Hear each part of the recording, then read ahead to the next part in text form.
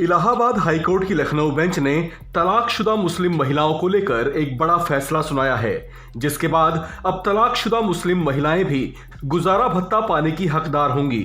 अपने एक फैसले में हाईकोर्ट की बेंच ने कहा कि मुस्लिम महिलाओं को भी तलाक के बाद सीआरपीसी यानी भारतीय दंड संहिता की धारा 125 के तहत अपने पूर्व पति से गुजारा भत्ता पाने का अधिकार है। इतना ही नहीं, कोर्ट ने कहा कि मुस्लिम महिलाएं इद्दत की सीमा खत्म होने के बाद भी गुजारा भत्ता पा सकती हैं। हालांकि यहां कोर्ट ने यह भी स्पष्ट किया कि गुजारा भत्ता तभी तक पाने का अधिकार होगा जब तक वे दूसरी शादी नहीं कर लेती।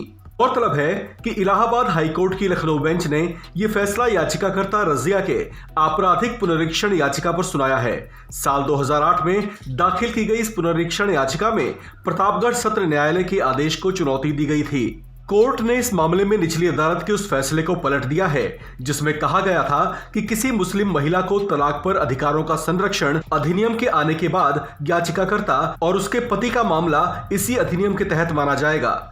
निचली कोर्ट ने कहा था कि अधिनियम की धारा के तहत ही तलाकशुदा मुस्लिम महिला को गुजारा भत्ता पाने का अधिकार है। ऐसे मामलों में सीआरपीसी की धारा 125 लागू नहीं होती, जिस पर इलाहाबाद हाईकोर्ट में याचिका दायर की गई थी। उस पर सुनवाई के बाद हाईकोर्ट ने सत्र अदालत के फैसले को निरस्त कर दिया है।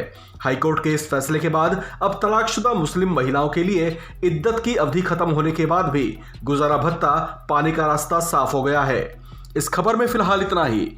बाकी खबरों के लिए बने रहिए वन इंडिया हिंदी के साथ।